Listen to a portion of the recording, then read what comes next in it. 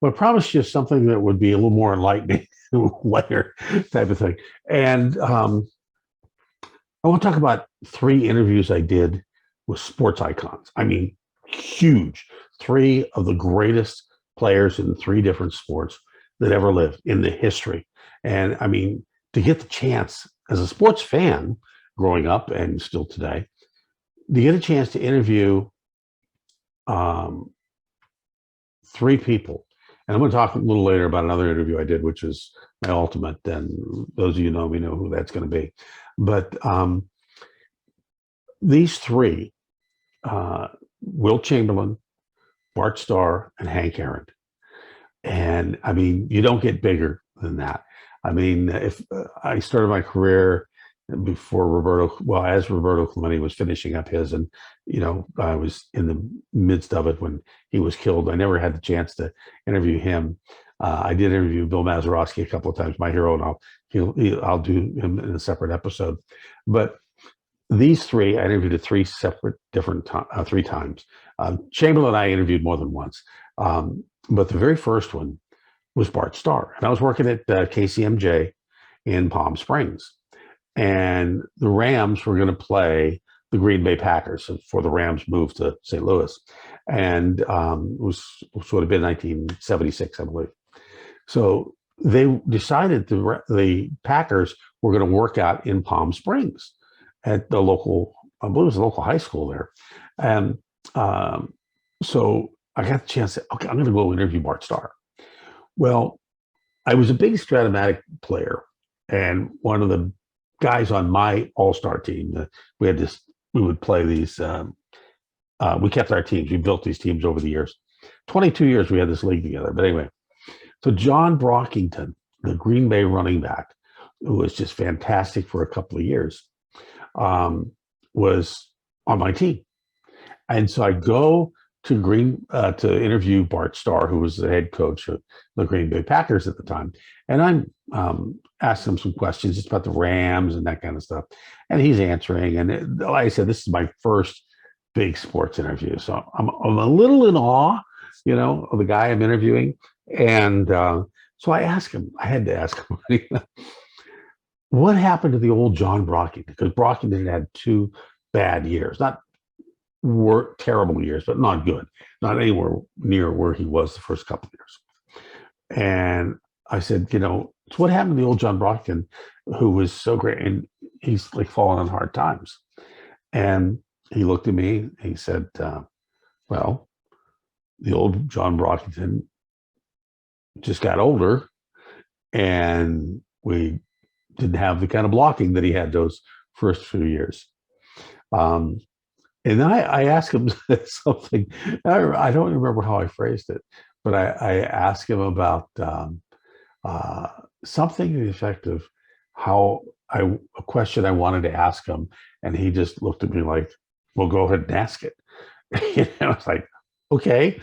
I'm this young reporter, and I've got my stuff together. I'm thinking I do, but I really didn't anticipate. I hadn't had enough experience to anticipate what his answers were going to be. So he was throwing me off base through the whole interview. And luckily, it only lasted like 5 minutes. But it was like, I'm not sure this was a really good interview that I did. And he kind of halfway put me down, but he recovered enough to realize that, oh, you're in Palm Springs. You're not in LA, and I'm not talking to somebody who covers us on a daily basis. And he was almost apologetic at that point.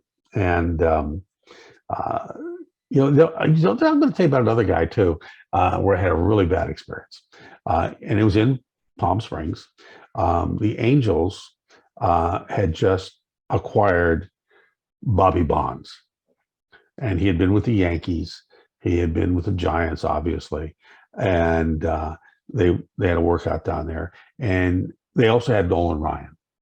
And when we went to the locker rooms to interview folks after the spring training games, they came back. They played Angel Stadium down there, played spring training down there. We went to Nolan Ryan, and Nolan Ryan was sitting on a trainer's table, have his arm worked on and everything. And there was a bunch of newspaper reporters and me. I was the only radio guy. And I'm there with a microphone. And the newspaper guys would ask him a question. He'd say, yeah, no, 95, just real short answers. That's what they needed. I'd ask him a question. He'd turn to me, look right at my microphone, and talk for 15 to 18 seconds. Perfect sound bites, which is what we're looking for. And then one of the newspaper guys would ask a question. He'd answer, yeah, sort of, yeah, I think so. High fastball. I'd ask another question, turn to me, look right at my microphone, and give me another 15 or 18 seconds. What a pro. I mean, just a gem of a man, nicest man, really treated you with respect. On the other side, I go to interview Bobby Bonds, and he's sitting there in the locker room next to Ed Herman. And Bonds was sitting there. He was naked, had a towel over his crotch. And I said, Bobby, you got, once you're dressed and everything, I'd like to do a quick interview with you. And he goes, let's do it now. I don't have to wait till I get dressed. I said, okay. I'm not really interested in looking at your naked body, but I didn't say that, but so I put the microphone in front of him, and he proceeded to give me crap answers and with an attitude to like, who are you? And I was asking good, decent questions, and with a cigarette blowing smoke in my face the entire time. I mean, literally blowing smoke in my face the entire time. And it was like, who are you? Why are you here? I mean, it was like, if you're going to just disrespect me here, why am I talking to you? And one of the questions I asked really set him off. I said, when you came up with the Giants, you were kind of in the shadow of Willie Mays. You go to the Yankees, you're kind of in the shadow of Mickey Mantle, and he just went off. I'm never in the shadow of Mickey Mantle. I was like, oh, okay, and thank you. And Ed Herman, who's sitting next to him, who was the catcher for the Angels, the utility player, just looking at him like, are you serious? Are you for real? He didn't say anything because they're teammates, but it's like, just to look at his eye was like, why are you treating this reporter this way? What did he ever do to you? So anyway, the other two interviews I got to do, Wilt Chamberlain. Well, let me go to Hank Aaron first. Hank Aaron came into the studio, and he was on his book tour. He had written a book called I Had a Hammer.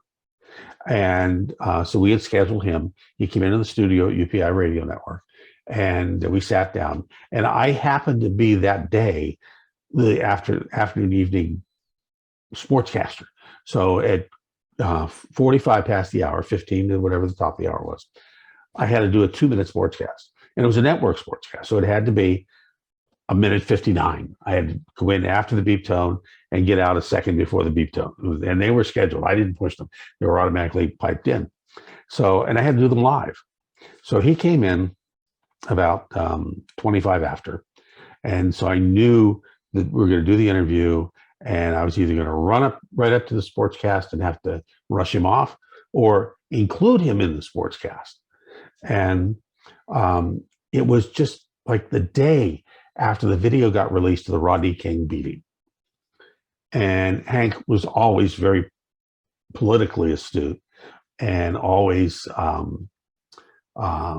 working for civil rights. And I remember one day, when he decided, when he was about to break the record for most home runs, he wanted a moment of silence for Dr. Martin Luther King. He said he was my president, and he took a lot of heat for that, but he stood his ground on that one, and for the most part. But anyway, so here he was, and he walks into the studio, and we start doing the interview. And the first thing he wants to talk about instead of his book is Rodney King getting beat up. And so we talked about it. And it was an icon, a civil rights guy, civil rights, somewhat of a leader in the civil rights movement. And he wanted to talk about these cops beating up Rodney King. Well, he had just seen the video and heard some of the reports, because this happened the day before, and not everything had come out yet. And I remember him saying, who'd ever thought that there'd be 20 police officers beating on a black man. And so I knew where he was coming from. He had heard the reports. He maybe had seen some of the video, because it wasn't 20 officers beating on a black man. It was a couple, but there were, during the course of the entire video, there were probably about 20 police officers watching, not stopping what was happening, some involved. And so it was interesting, because here he was, he had seen bits on the media, on TV and heard on radio, but he didn't have the full picture yet. But he had made that judgment. And later on, I'm sure he, moved past that and realized how many guys were involved. And of course, we had the trials and everything. So it was just interesting. But anyway, so we go on with the interview, and I'm running right up against the time for my sportscast. And I looked at him, I said, Hank, and we're interviewing on tape, obviously, not live on the air.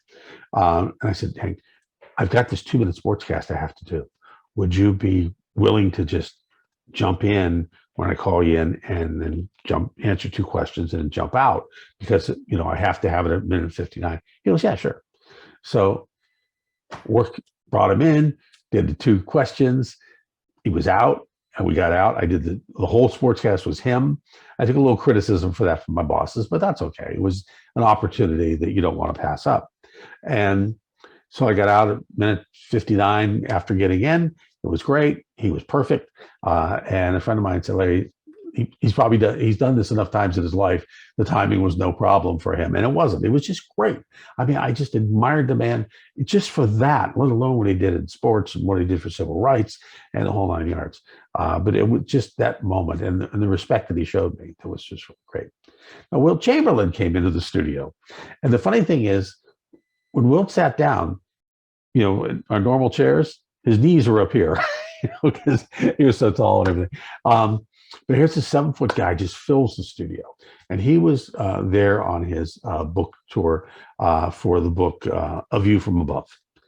And that was the book where he said he slept with 20,000 women in his life.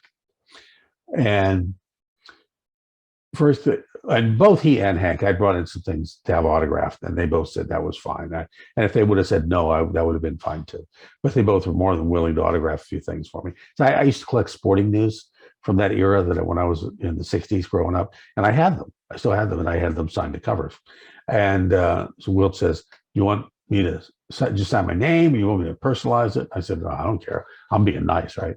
And he says, no, I mean, if you're going to sell it later on, you don't want me personalizing it to you, but I don't care. I'll do whatever you want. I said, no, that's okay. And I don't remember if you personalized it or not, but I did sell it later on, I think. But here we are. We're talking to Will. I'm talking to Will. And I said, okay, I have to ask you. Someone wanted me to ask you this question. You say you slept with 20,000 women. What makes someone, and I'm quoting this person directly, what makes 20,000 women want to sleep with Wilt Chamberlain? Is it because of his fame, because of his money, status, or is it to see that everything is in proportion? And he looked at me and he just kind of laughed. And he said, well, I just have to say this. Wilt Chamberlain is unique. Wilt Chamberlain is definitely unique. I left it at that, and that was the way we ended the interview, and it was so funny. But it was just cool that he was able to answer that. And I interviewed him one other time in El Paso when he was playing the American Volleyball Association All-Star Game, which is one of the leagues he founded. So the beach volleyball player, and it was just, he was a hoot.